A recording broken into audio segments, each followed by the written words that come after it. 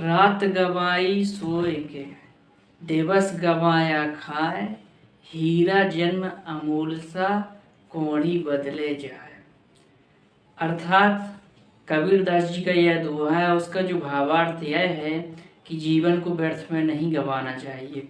जी हाँ, तो इसी भावार्थ के साथ स्वागत करते हैं वनडे मिशन यूट्यूब चैनल में। आज का जो अध्ययन का विषय रहेगा वह है इतिहास। इतिहास की पहली क्लास प्राग ऐतिहासिक काल पिछली वीडियो में पढ़ाया जा चुका है। आज का जो विषय रहेगा वह रहेगा आद्य ऐतिहासिक, जिसमें देखेंगे हड़प्पा सभ्यता। हड़प्पा सभ्यता से पहले हड़प्पा सभ्यता के जो विकास का क्रम है उससे पहले जानते हैं कि इसका विकास का क्रम क्या रहा। तो सबसे पहले हमने देखा, पहले क्विक रिवीजन कर लेते हैं। हमने देखा कि पाषाण काल में 3 टाइप से डिवाइड करके इसको पढ़ा था। एक तो बात करते हैं पुरा, मध्य और नवपाषाण काल। इसमें से जो संपूर्ण महत्वपूर्ण चीज पढ़े वो इनसे संबंधित स्थल है। और नवपाषाण के बाद अब जो अध्ययन का विषय है वह है हड़प्पा। हड़प्पा से पहले अपन समझेंगे थोड़ा सा ताम्रपाषाण के, क्योंकि जो विकास का क्रम है हड़प्पा सभ्यता जो विकास सभ्यता है उसमें यह कांस्ययुगीन सभ्यता है। तो डायरेक्ट यह ना होकर तांबे और पाषाण की एक मध्य में सभ्यता आई है, उसके बारे में केवल उनसे संबंधित जो महत्वपूर्ण स्थलों हैं केवल उनके बारे में ही चर्चा करनी है। तो आइए क्विक रिवीजन के रूप में पहले इन तीनों जो पाषाण सभ्यता वगैरह जो पढ़े थे उसका एक क्विक रिवीजन के हिसाब से इनके स्थलों को देख लेते हैं। तो मैप के हिसाब से ही देख लेते हैं एक बार, क्विक रिवीजन है।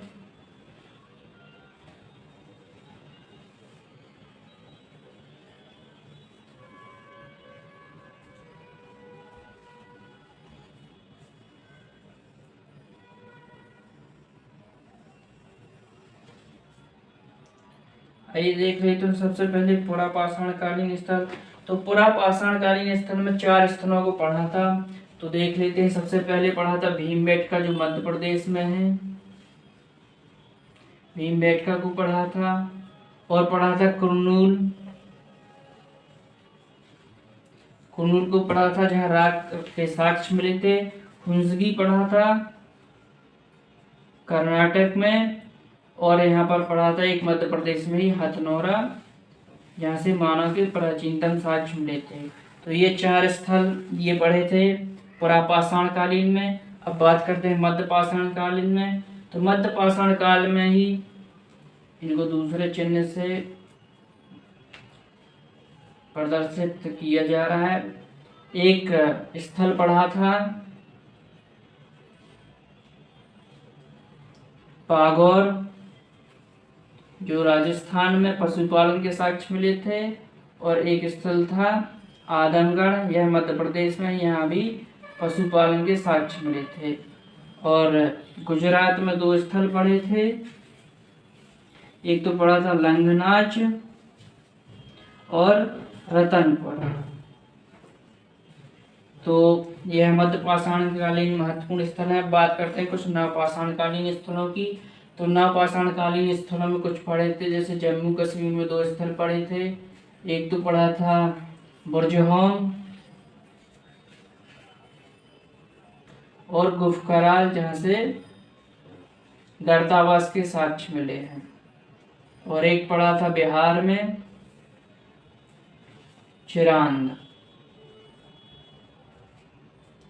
और असम में भी एक पढ़ा था दाओजली हैडेन।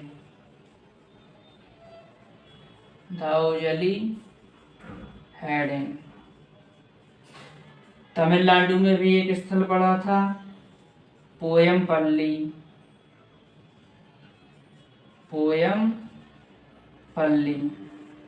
कर्नाटक में भी कुछ स्थल पढ़े थे। एक तो पढ़ा था हल्लूर, बेल्लारी, इक्लीहल तो ये कुछ महत्वपूर्ण स्थल हैं जो हम लोगों ने देखे थे, तो एक क्विक रिवीजन के हिसाब से इसको देखा जा सकता है। आइए अब बात करते हैं कुछ महत्वपूर्ण ताम्रपाषाणकालीन स्थलों की।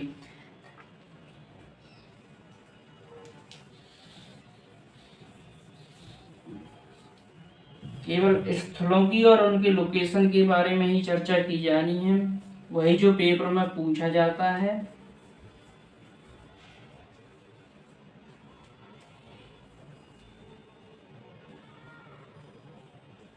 चलिए तो आइए देख लेते हैं।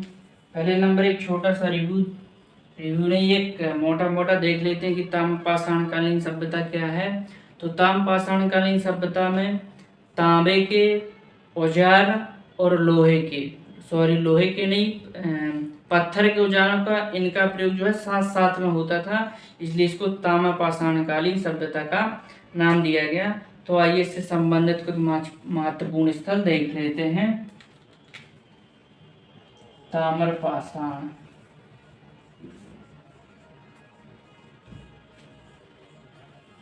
ताम्रपाषाण में जो सबसे महत्वपूर्ण स्थल है राजस्थान। राजस्थान में दो स्थल हैं, एक तो है गिलुंद और एक बात करते हैं आहाड़ भी इसको बोलते हैं। गिलुंद और आहाड़ ये दोनों स्थल जो हैं ये राजस्थान में प्राप्त हुए हैं। अब बात करते हैं थोड़ा सा महाराष्ट्र की। तो महाराष्ट्र में है एक जोरवे, इनामगांव, जोरवे और इनामगांव ये दो महत्वपूर्ण स्थल हैं। अब कुछ एमपी में है, मध्य प्रदेश में देखिए कौन कौन से हैं। कायथा है, एरण, ढांगवाला,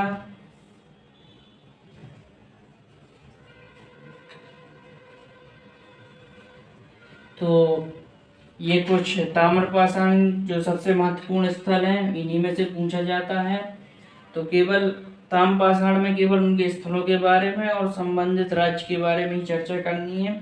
यहाँ से विभिन्न साक्ष्य मिले हुए हैं, तो वो इम्पोर्टेंट नहीं है, तो केवल इनकी अवस्थिति ही देख लेते हैं। तो आहार और गिलंद ये दोनों हैं राजस्थान में, जोरवे इनामगांव और ये महाराष्ट्र में, कायथा एरन रोगमाला ये है ताम्रपाषाण कालीन में। तो आप इसका स्क्रीनशॉट ले सकते हैं। हड़प्पा सभ्यता। हड़प्पा सभ्यता की सबसे पहले इसकी बात कर लेते हैं काल निर्धारण अर्थात इसका समय क्या रहा। समय तो विभिन्न विद्वानों के द्वारा इसका अलग अलग समय निर्धारित किया गया है। बात केवल दो ही टाइम पीरियड की करनी है। एक बात करते हैं कार्बन 14 की। कार्बन 14 जो है जीवाश्मों के माध्यम से काल निर्धारण करने की एक वैज्ञानिक पद्धति है।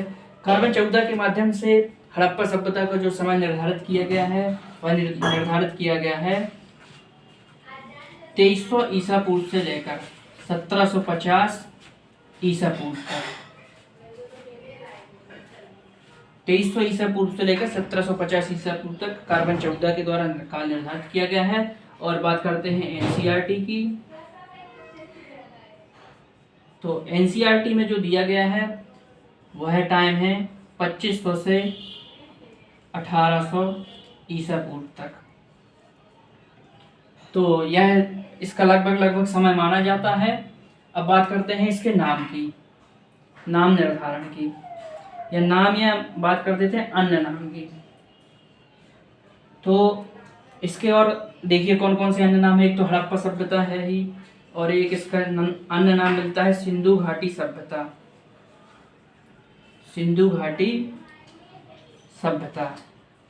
और एक इसका अन्य नाम मिलता है कांस्ययुगीन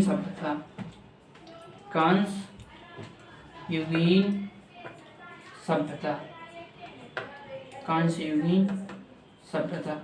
चूंकि इसका जो सर्वप्रथम खोजा गया स्थल वो हड़प्पा था, इसलिए इसको हड़प्पा सभ्यता के नाम से जाना जाता है। और इसके जो प्रारंभिक महत्वपूर्ण नगर हैं वो सिंधु घाटी के किनारे हैं, इसलिए इसको सिंधु सभ्यता का नाम दिया गया है। और कांस्य युगीन सभ्यता का नाम जो दिया गया है वह धातु के उपयोग के आधार पर दिया गया है, अर्थात कांसा धातु का अधिक इस्तेमाल होने के कारण। अब आइए बात करते हैं इसके क्षेत्र विस्तार और इसके स्थलों की।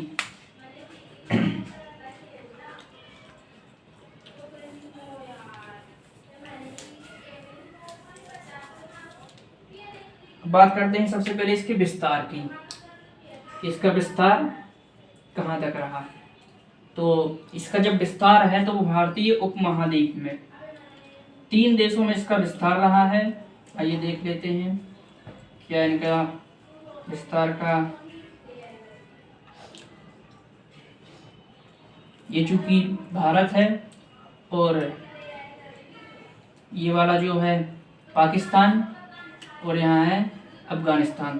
तो जो भारतीय उपमहाद्वीप के जो 3 देश हैं, अफगानिस्तान,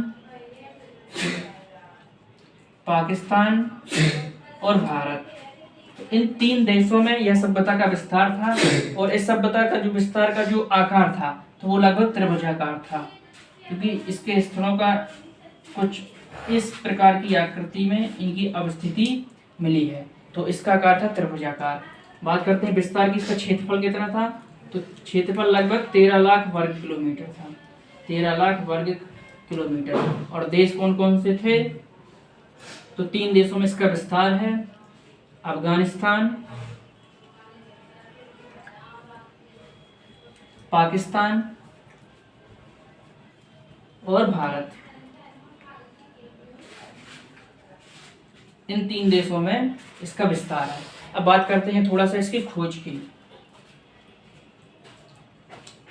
तो खोज की बात करते हैं तो सर्वप्रथम जो इसका उल्लेख मिलता है वो 1826 में एक चार्ल्स मेसन करके एक यात्री थे, चार्ल्स मेसन। इन्होंने सर्वप्रथम हड़प्पा सभ्यता का उल्लेख किया है। प्रॉपर तरीके से तो इन्होंने जानकारी नहीं दी, पर एक टीले के रूप में ही सही पर प्रारंभिक जो वर्णन है वो चार्ल्स मेसन ने किया था। फिर 1853 में अलेक्जेंडर कनिंघम इन्होंने भी प्रयास किया था, हालांकि ये इसके महत्व को समझ नहीं पाए, अर्थात इन्होंने ऐसा सोचा नहीं था कि ये इतनी विशाल सभ्यता होगी या विश्व की प्रथम नगरीय सभ्यता होगी। तो अलेक्जेंडर कहा जाता है कि सिंधु सभ्यता के बारे में यह कथन किसके लिए कहा जाता है कि वह इसके महत्व को समझ नहीं पाए, तो वो थे अलेक्जेंडर कनिंघम। अब बात करते हैं 1921 की। तो इस समय अंग्रेजों का चूंकि शासन था तो देश में रेल की पटरियों का निर्माण चल रहा था। तो रेल की पटरियों के निर्माण के दौरान ही एक टीले के रूप में हड़प्पा सभ्यता की खोज की गई। तो और 1921 में अलेक्जेंडर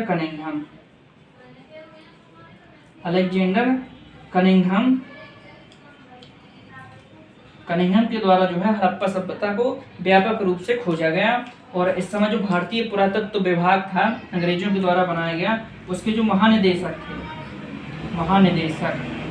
ऐसा पूछा जा सकता है कि जिस समय ये खोजा गया उस समय भारतीय पुरातत्व विभाग के महानिदेशक कौन थे। तो J.L. मार्शल थे, J.L. मार्शल। अलेक्जेंडर कनिंघम के जो सहयोगी थे वह थे दयाराम साहनी, इनके जो है सहयोगी थे, इसलिए मूलतः इन्हीं के नाम से ही जाना जाता है कि हड़प्पा सभ्यता को इन्होंने खोजा था। तो ये कुछ महत्वपूर्ण पॉइंट हैं कि इसका विस्तार जो है 13 लाख वर्ग किलोमीटर में भारतीय उपमहाद्वीप के 3 जो बड़े देश हैं अफगानिस्तान, पाकिस्तान और भारत में हुआ। और इसकी खोज का जो एक पृष्ठभूमि कहें या क्रम कहें वो 1826 में चार्ल्स मेसन के द्वारा, फिर अलेक्जेंडर कनिंघम, और पूर्णतः जो है कि अलेक्जेंडर कनिंघम और दयाराम साहनी के द्वारा इसकी खोज की गई। आइए अब बात करते हैं इससे संबंधित महत्वपूर्ण स्थलों के बारे में।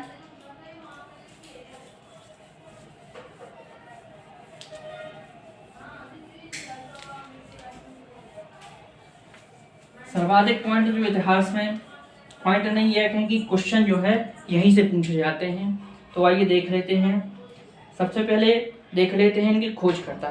तो खोजकर्ता के लिए जैसे कि हड़प्पा की खोज किसने की, बहुत सारे शहर हैं मोहनजोदड़ो, चंद्रभूदड़ो, इनकी खोज किसने की। तो इसके लिए एक व्यवस्थित ट्रैक जो है वो बनाई गई है, इसके माध्यम से आप आसानी से याद कर सकते हैं। तो आइए यहाँ पहले ट्रैक के माध्यम से इनकी खोजकर्ता याद कर लेते हैं। तो ट्रैक जो है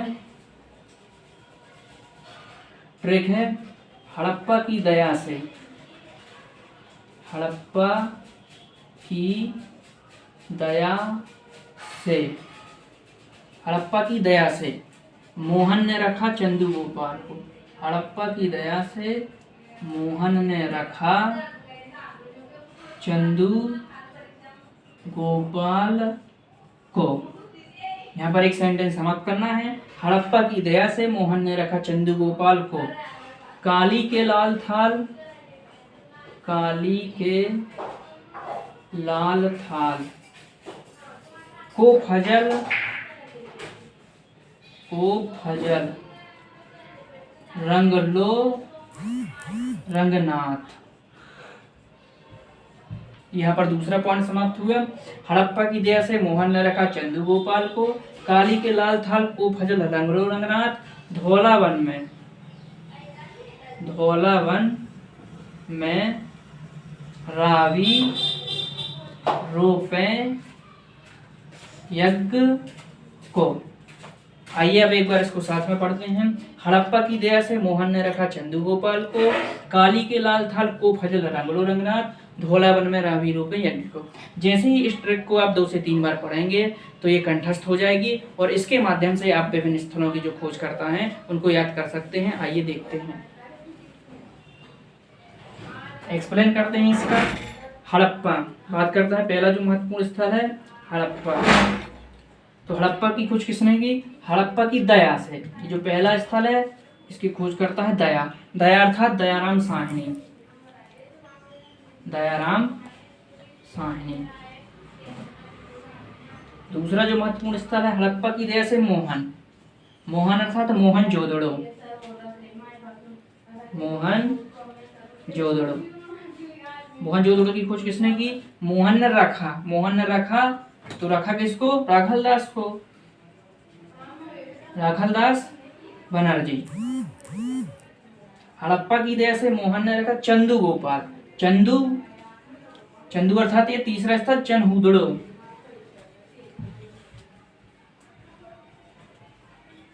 चनहूदड़ो। तो चनहूदड़ो क्या? चंदू गोपाल, तो गोपाल स्वरूप वत्स, गोपाल स्वरूप वत्स। अगला जो महत्वपूर्ण स्थल है चंदू गोपाल को, काली के लाल थाल। चौथा महत्वपूर्ण स्थल कौन सा? काली, काली अर्थात कालीबंगा, कालीबंगा की खोज, खोज ये कहें उत्खनन करता। तो लाल थाल, लाल थाल अर्थात इसमें 2 नाम महत्वपूर्ण शामिल हैं जो उत्खनन करता है, बीके लाल और बीके थापड़, बीके लाल व बीके थापड़।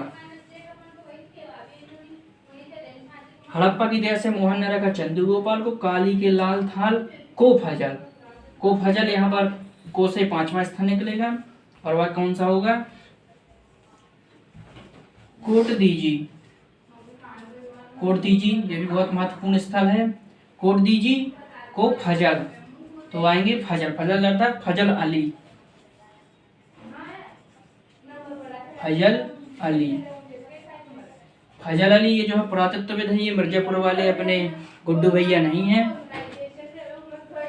को फजल रंग लो, रंग लो, तो यहाँ आएगा 6वां स्थल रंगपुर और लो लोथल, तो रंगपुर और लोथल। इन दोनों की खोज किसने की है? रंगनाथ, रंगनाथ राव।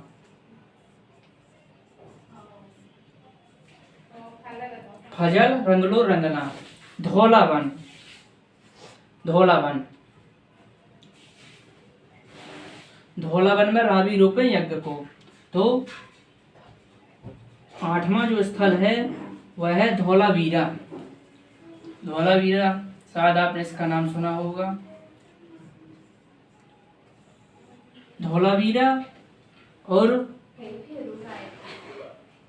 9वां बनमाली, बनमाली, बनवाली सॉरी बनमाली ही होता है। धौलावीरा और बनमाली। धौलावन में रावी, तो धौलावीरा और बनमाली इन दोनों की खोज रावी अर्थात रविंद्र बिष्ट ने की है। रविंद्र बिष्ट। धौलावन में रावी रोपे 10वां किसको? यज्ञ को। तो रोपे अर्थात रोपण, रोपण यज्ञदत्त शर्मा, यज्ञ अर्थात यज्ञदत्त शर्मा। चलिए देखिए, हड़प्पा सभ्यता का जो सबसे कठिन पोर्शन कहा जाए तो उनके खोजकर्ता के नाम ही है, वो हमने देखो कितनी आसानी से कवर किया। आइए एक बार इसको फिर से देख लेते हैं, आप मेरे साथ रिवाइज कीजिए। हड़प्पा की दया से मोहन ने रखा चंदू गोपाल को, हड़प्पा की दया से मोहन ने रखा चंदू गोपाल को, काली के लाल थाल को फजल रंगलो रंगनाथ, धौलावन में रावी रूपे यज्ञ को। इसको आप बहुत ही आसानी से याद कर सकते हैं और एक बार लिखकर अपने रफ में प्रैक्टिस कर कर तो इसको आसानी से दीर्घकालीन समय तक याद किया जा सकता है। तो यह तो केवल हो गए उनसे संबंधित खोजकर्ता। अब इससे संबंधित जो कुछ महत्वपूर्ण स्थल हैं उनकी अवस्थिति और उनकी सर्च के बारे में जानना बहुत आवश्यक है, उससे भी क्वेश्चन पूछे जाते हैं। तो चलिए आइए देखते हैं। स्क्रीन आप हो सकता है तो बन सके तो स्क्रीनशॉट ही ले लीजिए, तो आप देखते रहिएगा तो याद हो जाएगा।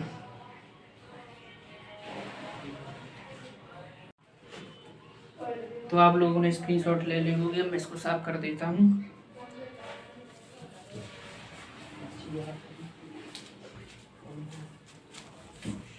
एक दो बिंदु और हैं जिन पर चर्चा करना भी बाकी है, जहाँ से क्वेश्चन पूछे जाते हैं। आइए तो देख लेते हैं थोड़ा सा इसके क्षेत्र विस्तार के बारे में। क्षेत्र विस्तार अर्थात इनके बॉर्डर में ऐसे कभी कभार पूछा जाता है कि इसकी उत्तरी सीमा क्या है, इसकी दक्षिणी सीमा क्या है। तो इससे संबंधित 4 स्थलों के बारे में अपन को जानकारी जानी है, तो आइए देख लेते हैं। तो दिशाओं का ज्ञान आपको होगा ही शायद। उत्तर, दक्षिण, पूरब और पश्चिम।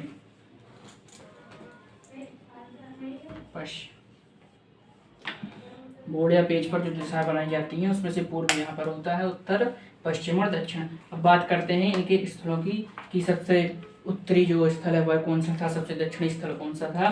तो इसको भी याद करने के लिए एक बहुत ही सरल सी ट्रिक है, तो आपको ज़्यादा इसमें बर्डन नहीं पड़ेगा। आइए सबसे पहले देख लेते हैं, स्थलों के पहले नाम जान लेते हैं। तो सबसे जो पूर्वी स्थल है वह है आलमगीरपुर,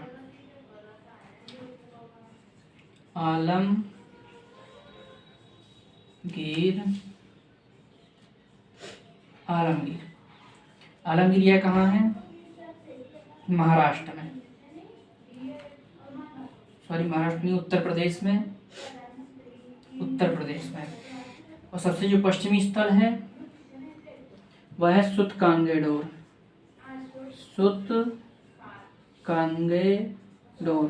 और सुतकांगेडोर कहाँ है? पाकिस्तान में, पाक अर्थात पाकिस्तान में।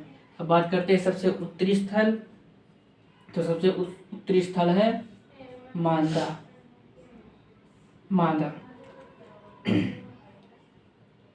और यह कहाँ है? जम्मू एंड कश्मीर में। और सबसे जो दक्षिणी स्थल है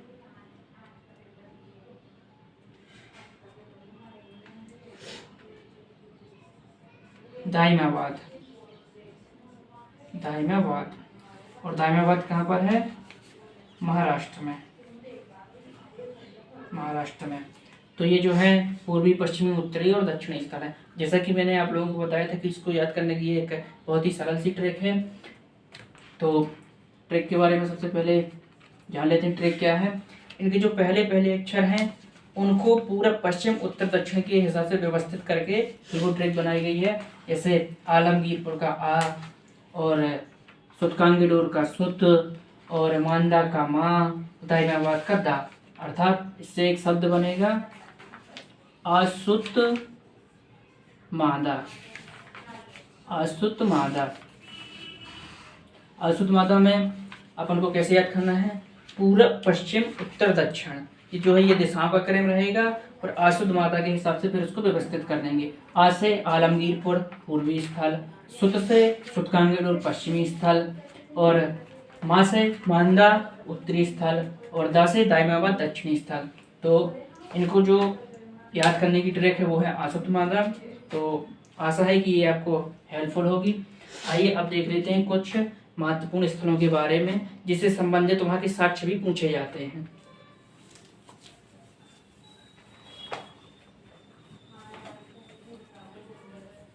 स्थलों के बारे में साक्ष्य से पहले एक हड़प्पा सभ्यता की थोड़ा सा विशेषताओं पर चर्चा कर लेते हैं। ये हालांकि पहले की जाती तो ठीक है, हालांकि ये पेपरों में पूछे जाने के चांस कम है क्योंकि अपने अतीत के गौरव को जानना बहुत आवश्यक है, इसलिए एक दो बिंदुओं में इनकी चर्चा कर लेते हैं। जैसे विशेषता की बात करते हैं तो सबसे जो महत्वपूर्ण विशेषता है यह एक नगरीय सभ्यता थी। नगरीय सभ्यता, और यह केवल नगरीय सभ्यता नहीं थी बल्कि विश्व की प्रथम नगरीय सभ्यता थी। और अब चूंकि क्वेश्चन जो है उनका प्रारूप बदल रहा है तो बेसिक अध्ययन भी उनका जरूरी है, इसलिए थोड़ा सा एक बिंदु ये जान लेते हैं। जो नगर है, नगर दो भागों में विभाजित थे। नगर दो भागों में विभाजित, नगर दो भागों में विभाजित थे। दो भाग थे, एक तो पूर्वी टीला था, एक पश्चिमी टीला था। पश्चिमी टीला दुर्ग था, वो इसका अध्ययन का विषय नहीं है, केवल इतना ही जान लेते कि नगर दो भागों में विभाजित था।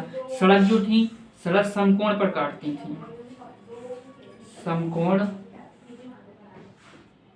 पर काटती थी। सड़क जो है समकोण पर काटती है। ऐसा सड़क कैसी बनी थी? एक चेस का जैसा बोर्ड होता है, इस प्रकार से सड़कें बनी हुई थी।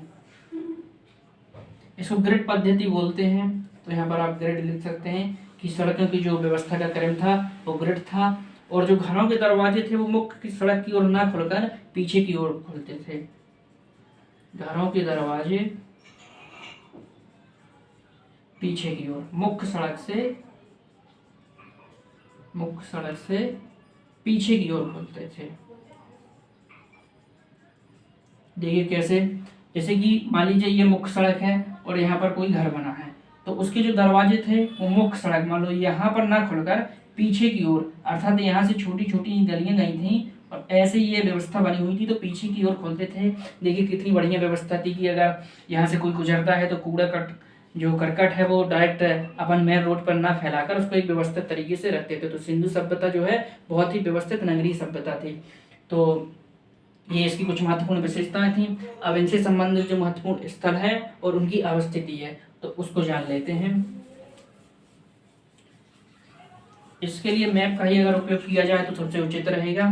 तो आइए मैप के माध्यम से जो मोटे मोटे महत्वपूर्ण स्थल हैं उनकी अवस्थिति के बारे में जान लेते हैं। तो मध्य प्रदेश का भारत का एक मैप बना लेते हैं।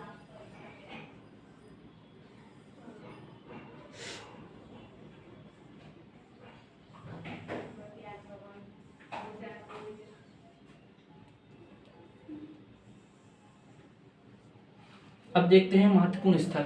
सबसे पहले जान लेते हैं तीन महत्वपूर्ण मतलब जो दूसरे देशों में है उनके बारे में जान लेते हैं। जैसे अफगानिस्तान, यह अफगानिस्तान वाला एरिया। तो अफगानिस्तान में जो दो महत्वपूर्ण स्थल हैं, एक तो है मुंडीगांग, एक सोर्तुधाई,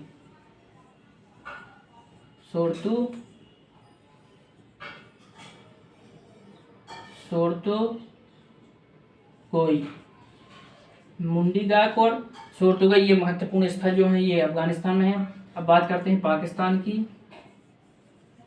तो ये जो है ये पाकिस्तान है।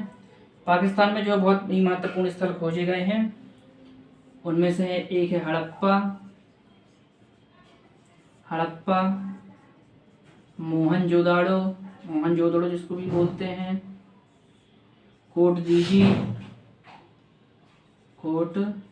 दीजी और एक है बालाथल।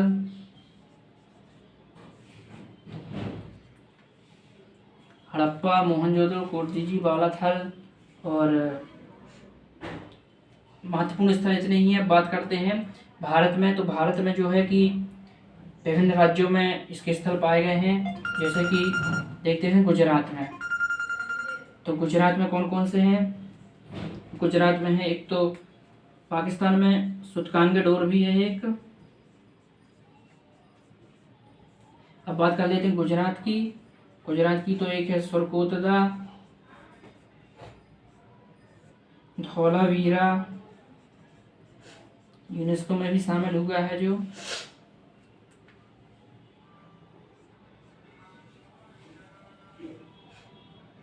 लोथल, रंगपुर, यह जो महत्वपूर्ण स्थल है यह कहाँ है? गुजरात में। बात करते हैं राजस्थान की। तो राजस्थान में एक ही महत्वपूर्ण स्थल है और वह है कालीबंगा। कालीबंगा। हरियाणा की बात कर लेते हैं। हरियाणा, तो हरियाणा में भी कुछ महत्वपूर्ण स्थल, एक तो राखीगढ़ी। राखीगढ़ी ये जो है भारत में अवस्थित हड़प्पा सभ्यता का सबसे बड़ा नगर है। बनावाली, हड़प्पा और बनावाली ये कहाँ है? हरियाणा में। बात करते हैं उत्तर प्रदेश की। तो उत्तर प्रदेश में है आलमगीरपुर। इसकी चर्चा अपन ने बॉर्डर के रूप में की है कि जो 4 स्थल हैं उनकी चर्चा की जा चुकी है। अब बात करते हैं पंजाब में। पंजाब, तो पंजाब में 2 महत्वपूर्ण स्थल हैं, एक तो है रोपड़ और एक है दधेरी। ये महत्वपूर्ण स्थल जो है पंजाब में मिले हुए हैं। अब बात करते हैं महाराष्ट्र में।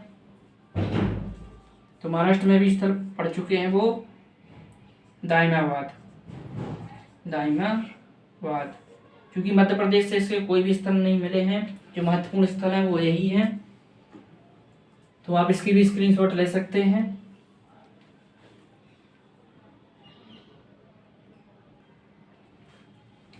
चलिए, तो आप लोगों ने स्क्रीनशॉट ले ली होगी। अब देखते हैं कुछ महत्वपूर्ण स्थल और उससे संबंधित साक्ष्य, जहाँ से सीधे साक्षी पूछे जाने की संभावना है। यहीं पर कोशिश कर लेते हैं। बात करते हैं सबसे पहले हड़प्पा की। तो हड़प्पा की खोज 1921 में दयाराम साहनी ने, ये सब बिंदु जो है इन पर चर्चा हो चुकी है। बात करते हैं यहाँ के प्रमुख साक्ष्यों की। साक्ष्य, तो साक्ष्य यहाँ से जो पहला महत्वपूर्ण साक्ष्य हुआ है वह क्या मिला है कि एक मोहर मिली है जिसमें गर्भ से पीपल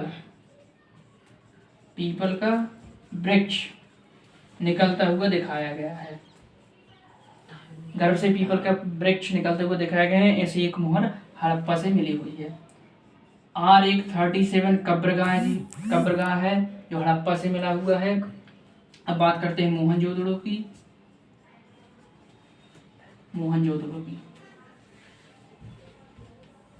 तो जो मुख्यतः जो पूछे जाते हैं वो लगभग सभी मोहनजोदड़ो में है। जैसे कि आपने सुना होगा कांस्य नर्तकी की मूर्ति, वो यहीं से मिली है। स्नानागार और अन्नागार ये भी यहीं से मिले हैं मोहनजोदड़ो से। और स्नानागार, अन्नागार, कांस्य नर्तकी। और बात करते हैं एक पुरोहित मिला है, दाढ़ी वाला पुरोहित। दाढ़ी वाले पुरोहित की मूर्ति भी यही मिली हुई है, जो एक बगल में सॉल होले हुए है। गूगल करके आप इसकी मूर्ति देख सकते हैं। और पाशुपति की एक मोहर मिली हुई है।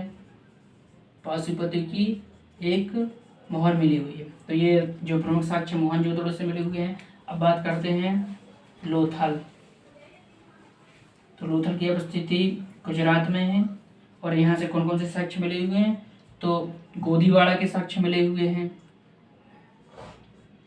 गोदीवाड़ा क्या होता है? गोदीवाड़ा या डॉकयार्ड, यह क्या होता है? यह एक प्रकार का बंदरगाह है। अगर आपसे यह क्वेश्चन पूछा जाता है कि मोहनजोदड़ो का बंदरगाह नगर कौन सा था, तो लोथल। और यहाँ से जो है कि घोड़े के अस्थिपंजर भी मिले हुए हैं। घोड़े के अस्थिपंजर। और यहाँ से अग्निकुंड या अग्नि वेदिकाएं भी मिली हुई हैं। तो लोथल से इतनी महत्वपूर्ण चीज़ें मिली हुई हैं। अब बात करते हैं कालीबंगा की,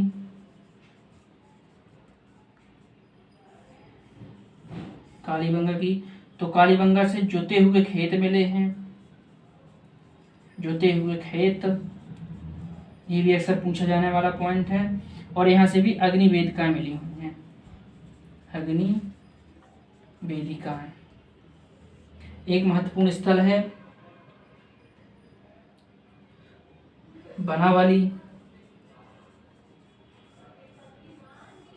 बनावली से क्या मिला हुआ है? एक हल वाली खिलौने गाड़ी मिली हुई है, हल वाली खिलौना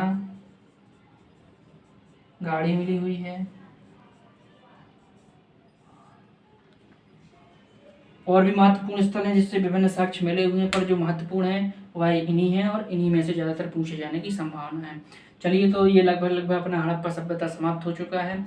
इससे संबंधित जो नगर हैं उनके खोजकर्ता वो ट्रैक के माध्यम से देखे हैं। उनका जो बॉर्डर है, बॉर्डर एरिया अर्थात पूर्वी पश्चिमी विस्तार, वो भी हमने ट्रैक के माध्यम से देखने की कोशिश की है। और अगर कोई भी स्थल पूछा जाता है, उससे संबंधित अगर राज्य की अवस्थिति पूछी जाती है तो उसको मैप के माध्यम से याद किया जा सकता है। और अगर कोई भी साक्ष्य पूछा जाता है कि जो कांस्य की नर्तकी है वह कहाँ से प्राप्त हुई है, या दाढ़ी वाले पुरोहित कहाँ से मिले हैं, ऐसे जो विभिन्न साक्ष्य हैं जो महत्वपूर्ण हैं, वो प्रमुख नगर वो भी कवर किए जा चुके हैं।